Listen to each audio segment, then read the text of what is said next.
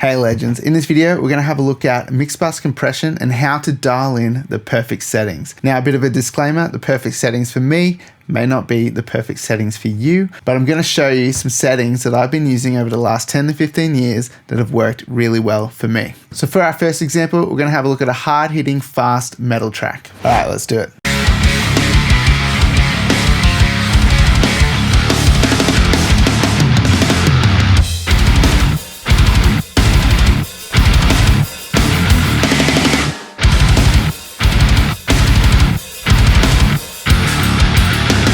So you can hear when the compressor's on, everything's a little bit punchier and a bit more exciting. Now, before we talk about our settings here, what I want to talk about is the purpose of our mix bus compressor. Because I know for some people, they might think that the compressor on the mix bus is to rein in our dynamics. And while it does that a little bit, it is not here to drastically change and control the dynamics of our mix, because we should be doing a lot of that on the individual channels and our buses, so that by the time everything meets back up on the mix bus, we only need to do a tiny bit of compression to add a little bit of glue, maybe a bit of punch, a bit of excitement, maybe a bit of color with our mix bus compressor. Now let's talk about these settings here. We've got a fast, hard hitting track. Now what I want to do here is add excitement to the track, add a little bit of extra energy and a little bit of punch. Now I don't want to have an attack time that's super fast and make this track feel like this, flat. I want to let a bit of that transient through. I want to hear the punchiness of the kick and the snare, and I don't want to squash that stuff here. I'm already doing a bunch of that stuff on the drum bus. I don't need to compress the crap out of the drums on the mix bus. We're only doing a couple of dB of gain reduction. You can see we're only hitting about 2 to 3 dBs of gain reduction. And our attack time is 3 milliseconds. So it's a medium attack. We're letting a bit of that transient through, which sounds nice and punchy. Now have a listen to what it sounds like if we speed this up.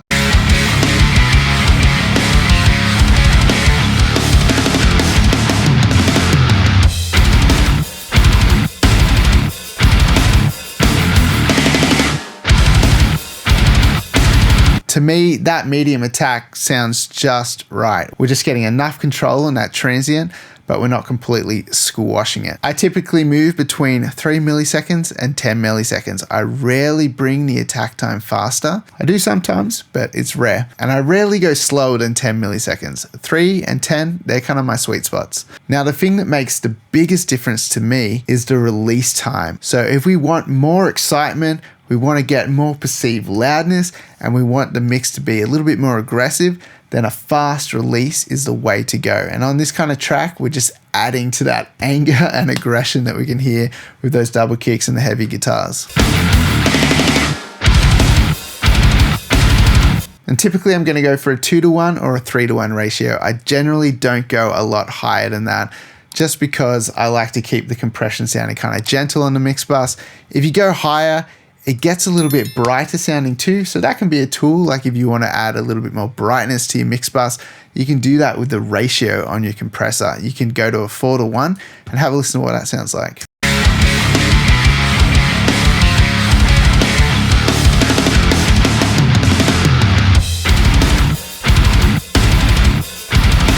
I like the sound of 3-to-1 on this. 4-to-1's a little too aggressive, a little too grabby for me. Now, another thing to check out, we've got a high pass filter at 60 Hertz. So that means our compressor is not reacting to the low end as much. We've kind of pulled this up so that our kick is not getting grabbed by the compressor as much as it was before. Let's have a listen to when this is on 0.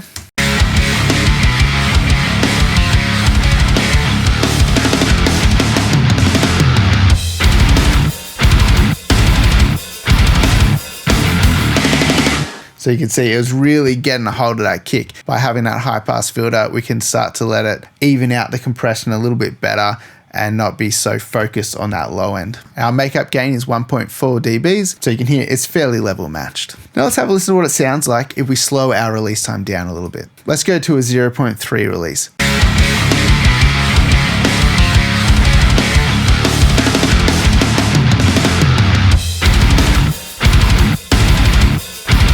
So can you hear how it's grabbing it a little bit more? It makes it sound really punchy, But if you don't like the sound of that kind of grab on the compressor, then this setting's maybe not for you. But what you do hear it doing is making those kicks and snares sound a little bit more pronounced, and it's not letting as much stuff bounce back as quick. So our cymbals aren't coming up as fast, or the reverb and the room sounds of the drums, they're kind of getting slowly brought back. So they're not as aggressive. Let's keep slowing this down and see what happens.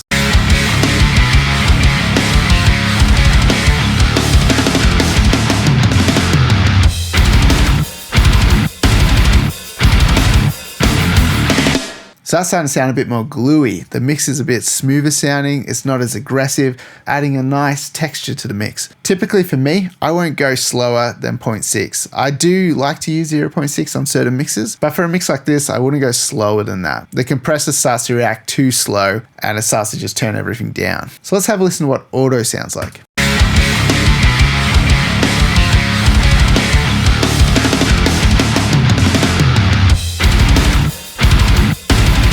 So you can hear that's a really nice glued sound. The auto on SSL style compressors is kind of magic. So if you want a smooth sounding mix, maybe try the auto setting. If you want brightness and excitement, go with that fast release.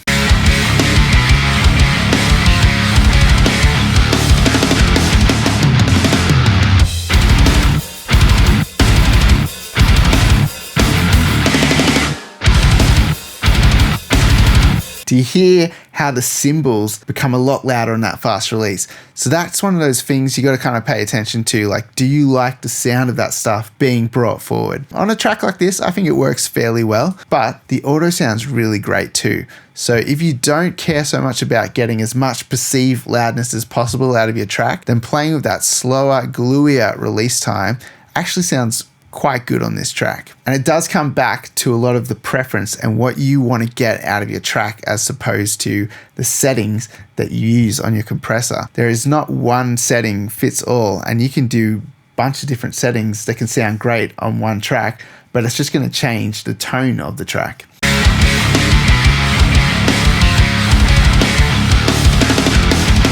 You can hear nothing sounds like it's pumping when it's in auto. The kick, even though it gets grabbed more, it doesn't release in an uncomfortable and annoying way where you can hear the mix kind of sucking and pumping. That's one of the problems with maybe setting it around 0.3 seconds. You can hear a little bit of a pump on the kick.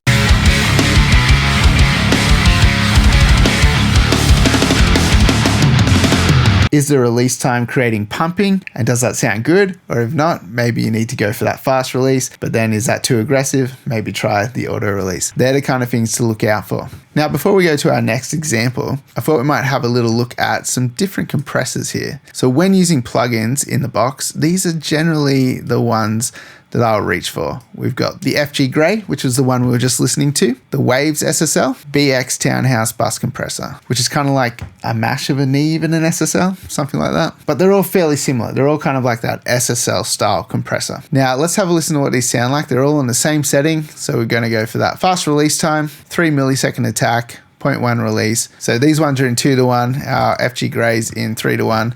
But let's have a listen to how these kind of sound when we compare them to each other.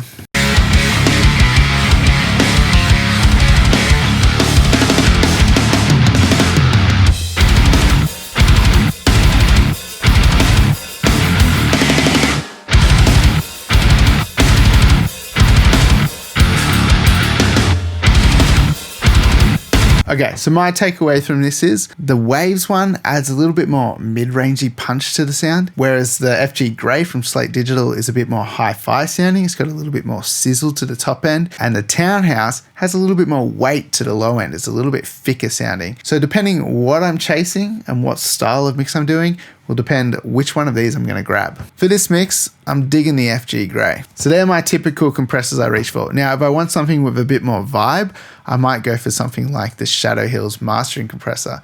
Let's have a listen to this. It's got two different styles of compression. It's got a discrete and an opto. Now let's have a listen to what they sound like. We'll do the discrete first.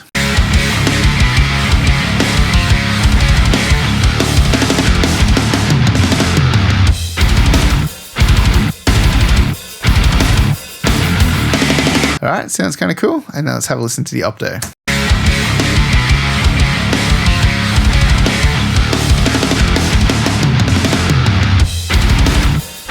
So you can hear the opto does not work very well for this mix at all. It's too slow. It's got too much color. It's too gooey sounding, like it sort of just mushes the mix. So for something with fast transients, punchy, exciting, definitely did not reach for an opto compressor on your mix bus. But opto compressors can be really cool on the right track. So make sure you pick something maybe a little bit slower, something a bit vibier. That will work pretty cool if you want to add a little bit of color and vibe to a track. The discrete sounded better, but I still think for a track like this, the SSL style compressor works better. Let's have a look at what the Fairchild sounds like by UAD. There's no attack time. We've got the fastest release. Let's see what this sounds like.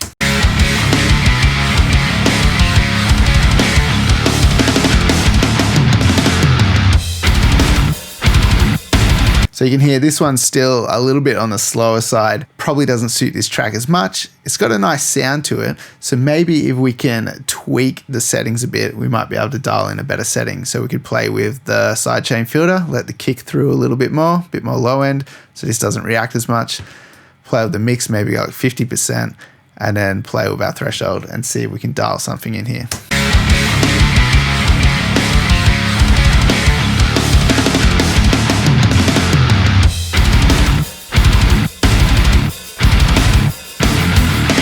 Yeah, that sounds all right. So that could be a cool compressor maybe after your SSL. Maybe you could just dial in a little bit less mix, or even just get this so it's hardly moving at all. Just add a little bit of that color. That's a nice way of using this style compressor. But for this mix, probably wouldn't reach for that one as a main compressor. I still think the SSL style compressors work better for something fast and punchy, like a metal track like this. If you guys want to show some support to the channel, make sure you check the description link below and go to my website and grab a drum sample pack. There's been a lot of great feedback from everyone who has grabbed a copy so far. So thanks to you guys, and I hope you're enjoying them. All right, let's go over to example 2. All right, so for this next track, it's a song called Loved You Right by Jared Taylor. It's a bit of a country bop, and it sounds like this. Old town boy, you know he loved you right. Oh yeah. Small town boy, city lights don't seem so bright. Small town, oh yeah. Now with country music, it's generally a bit warmer sounding. It's a bit punchier, got a bit of a thicker kick sound, and it's not as aggressive. So that's why if you have a look at our settings, we've got the auto setting here, and we're doing 3 milliseconds again. We want to let the drums punch through, but we still want to grab them a little bit with the compressor to get a little bit of movement and a little bit of glue happening here. Now have a listen to what it sounds like if we go to a 0.1 second release, like we had on our metal track. You know he loved you right. Oh yeah. Small town boy, city lights don't seem so bright. Small town. So it doesn't sound too bad, but I do hear everything's being brought forward. The track starts to sound a little bit like this, like it's all just loud, it's in our face. And one of the things I notice a lot in country music is generally a fairly like thick, punchy, cozy kind of sound. So that's what we're going for here is we got the auto release. You can hear how the kick grabs the mix a little bit, but it doesn't pump. It still sounds nice. It's just adding a little bit of weight and punch to it. Love you right. Oh yeah. The mix kind of dances around a little bit. It's moving with the kick. When we have that fast release, everything starts to sound a little bit more flat. It's louder, it's more exciting, but it doesn't have the movement of something like the auto or a slower release time. Let's have a listen to what it sounds like on a 0.3 release. You know he loved you right. Oh yeah. City lights don't seem so bright. So even that sounds okay, but you can hear the kicks a little bit grabbier. It's sort of a little bit pumpier sounding, as opposed to it's a little bit smoother on the auto. Love you right. Oh yeah. And if you felt like there's still too much grab going on, you could go for a slower attack, like 10 milliseconds, and this will sound quite nice as well. Love you right. Oh yeah. So bright. So you can hear the difference between them. The 10 is a little bit more transparent on the compression, but the kick's coming through a lot more and we're not getting as much control over that transient. Whereas I want to kind of control the kick a little bit on the mix bus here. That's why I'm liking the 3 millisecond attack, but the auto release makes it sound nice and smooth. So again, it all comes down to taste and preference, but that is typically where I would have my settings. 3 and 10 milliseconds are my go-tos, and then the release time I'd play with from track to track. Another setting I really like to use is 10 millisecond attack, which lets a little bit more transient through, and then a 0.3 release. So it's a fast release, but it's not super fast. It doesn't sound too aggressive. It actually sounds quite nice. Oh, he loves you right. Oh, yeah. City lights don't seem so bright. That's typically the setting I start at, and then I start deciding if I need to change these things up. And as I mix the song more, I might decide, actually, I want a bit of a faster attack and I want to go into the auto, or I might go to the faster release. These are sort of things that you can play around with as you mix and decide what you need. If you have a lot of fast releasing compressors already in your mix, maybe a fast release time is just going to make everything sound messier and too aggressive. That's why you might be going for a slower release time or auto release time. So just a bunch of things to think about to help you dial in those perfect settings. Once you can understand the attack and release times on the compressor, you should really be able to dial in a setting that's perfect for any mix. Now, unfortunately, there's not one size fits all, but there are certain parameters that seem to work really well across a broad range of mixes, which I've just run through with you. If you guys have enjoyed this video, make sure you hit that like button and subscribe to the channel. Turn on notifications so you know when these videos get posted. If you're interested in seeing a full drum mix breakdown for that first metal example that we looked at, then make sure you tap on that link above and check out that video. Oh, yeah.